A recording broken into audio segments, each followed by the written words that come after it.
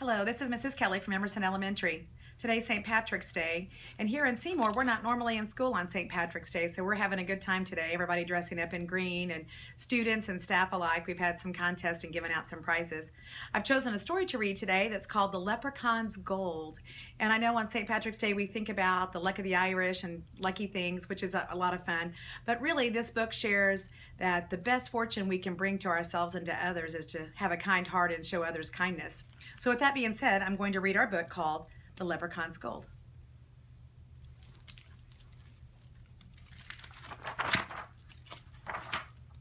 Long ago, before even your great-grandfather was born, there lived in a small village in Ireland a man known to all as Old Pat.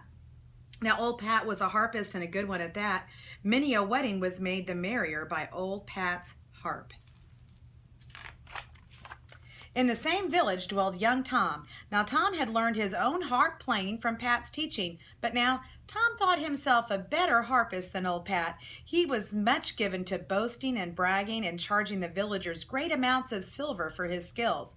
Now old Pat was humble and willing to play his music for free for those he knew had not the means to pay. "Foolish old man," scoffed young Tom. "What use is a gift if not to make you rich?" Old Pat replied, "I am rich in friends, and that is enough." It is to be supposed that life would have continued along its way for Old Pat and young Tom had not they seen the announcement. By order of the king, harping contest to choose the finest harpist in Ireland at the royal palace. All may enter.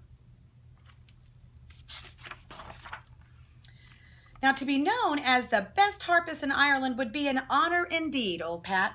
"Don't waste your time, old man," sneered Tom. "It's a young man like myself they'll be wanting."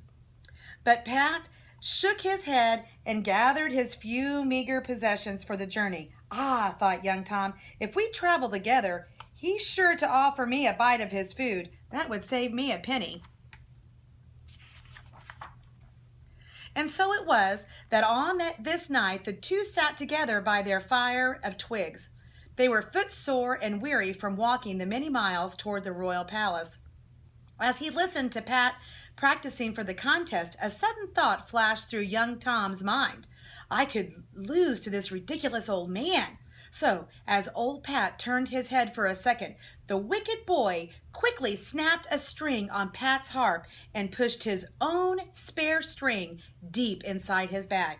"I'm sorry for your trouble," he said to old Pat, "but I have no string to lend you, for I might need it myself."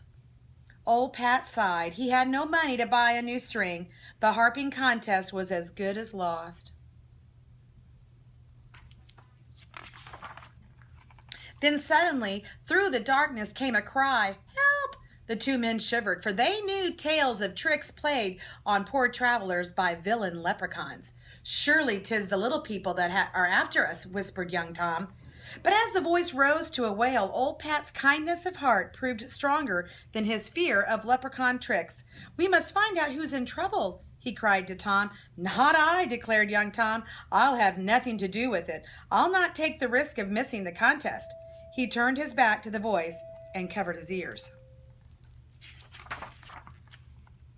On shaking his leg, old Pat walked around toward the sound of the voice. In a clearing, he saw a tiny man with his foot down a rabbit hole. "Help me, sir," cried the little man. "I took off my shoes to rest my feet, and a rabbit has taken hold of my big toe. Help me." From deep in the burrow came the shrill laugh of the rabbit. "Let go, you rogue," said the little man as he yelled down the hole. "I'll have you for dinner, you pesky bag of flea-ridden fur." "I'll soon fix that scoundrel," thought old Pat. He bent down and barked piercingly as a fox might in the night. The rabbit let out a scream of fright, and out popped the little man's toe. "Thank you," cried the leprechaun, for a leprechaun he was. "Come," said Pat, trying not to laugh, for a funnier sight he thought never to see. "I've not much to offer, but what I have you're welcome to share." Old Pat led the leprechaun back to the fire. "I see your fellow traveler has up and gone," said the leprechaun. A brave fellow indeed he proved to be. "But I thank you kindly for your help. I'd like to repay you." I'll be needing no payment, answered old Pat. He picked up his harp and he began to play a soft tune to soothe the little man. You play well, said the leprechaun, but I'm thinking your harp is not in a good way. I have a broken string, answered old Pat sadly. I'm on my way to the harping contest at the royal palace, but I'll not win now. I have no money to buy a new string. Ah, declared the leprechaun sharply, so it is the gold you'll be wanting. No, indeed, cried old Pat, mightily alarmed. He knew terrible things happened to those who searched for crocks of leprechaun gold. Ah, but yes, I think it's so, answered the leprechaun firmly. Suddenly, old Pat's eyes would not stop from closing. With a sigh, he fell asleep. The leprechaun blew a silvery note on his whistle. Out of the forest came a band of little men, each carrying a bag. He wants the gold, said the leprechaun as he told the tale of old Pat. You know what to do. The little men nodded solemnly as they clicked open their bags. When old Pat awakened the next morning, he looked around in fright, but the leprechaun was gone.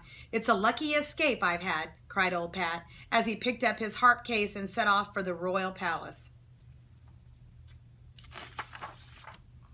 As old Pat reached the courtyard, young Tom took the stage, looking mighty pleased and confident.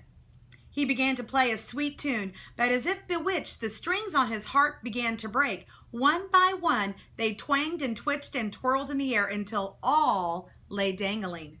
Young Tom gazed at his harp in horror, but then he knew. Leprechauns, he muttered, as he hung his head and shuffled from the stage. Now it was old Pat's turn. With sadness in his heart, the old man reached for his harp.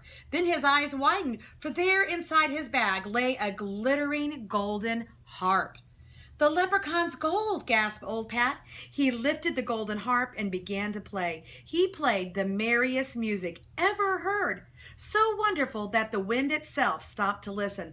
A wild tune it was, which filled the people's hearts with joy and their lips with laughter. As the magic seized their feet, the people began to dance. Soon the courtyard was filled with dancing and singing and laughing. The other harpists knew now that this was Pat's day and danced along with the people. Even young Tom, who had learned a hard lesson, found generosity growing in his heart. When the final note faded away, the king rose from his throne and beckoned to Pat. "Old man," said the king, "the prize is yours. Never have I heard such music. From now on, you'll play, and always for me and my people. You are awarded the title Royal Harpist of Ireland." From the nearby forest came the tinkling sound of a little leprechaun laughing. The end. I hope you enjoyed the story of the leprechaun's gold. This is Mrs. Kelly. Go make a positive difference in the life of a child.